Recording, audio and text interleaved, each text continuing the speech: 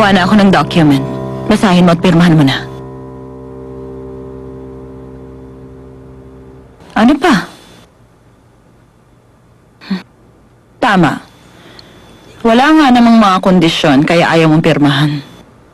Ano bang gusto mo? Siguro naman may naisip ka na. Ano yung kondisyon mo? Pwede ba yung kalahati ng korporasyon? Dali para matapos na.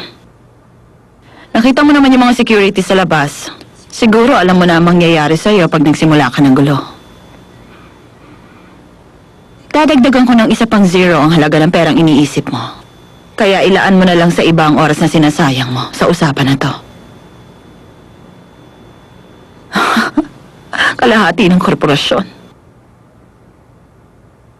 Malamang yan ang tinanim ng mama mo sa isip mo. Bata ka pa, hindi mo pa alam kung saan ka Huwag na lulugar. huwag niyong mababanggit ang pangalan ng mama ko, madam. Pinatatahimik mo ang Reyna, ganun ba? Kung hindi doon dahil sa mama mo, Sabi ko huwag niyong babanggitin ang mama ko! huwag akong pagtataasan ng boses. Kayo ang abogado niya?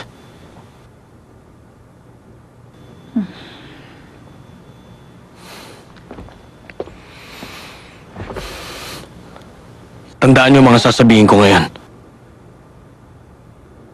Pag mag-uusap tayo gaya ngayon, paghandain niyo muna ako ng abogado para meron din akong kasamang abogado sa usapan natin.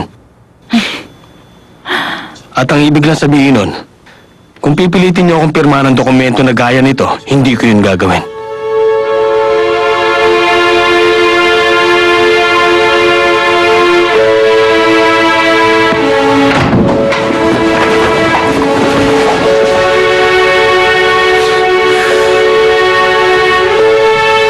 Kung yung sabihin, gagamitan niyo ako ng dahas. Kung gagawin yun, siguraduhin niyo lang na hindi ako makakakilos. O siguraduhin niyo lang na patay na ako. Dahil kapag nakalabas ako rito ng buhay, sa mga dyaryo at mga TV station na ako dediretso. Akala niyo hindi ko yun gagawin? Gagawin ko. 10 kahit 100 ulit. Napilitan magtrabaho sa bar ng mama ko. At Renatong parang basura ang anak niya. Sabihin niyo ano pang dahilan para hindi ko yun gawin. Tinatakot mo ba ako? Bahala kayo kung anong gusto niyo isipin.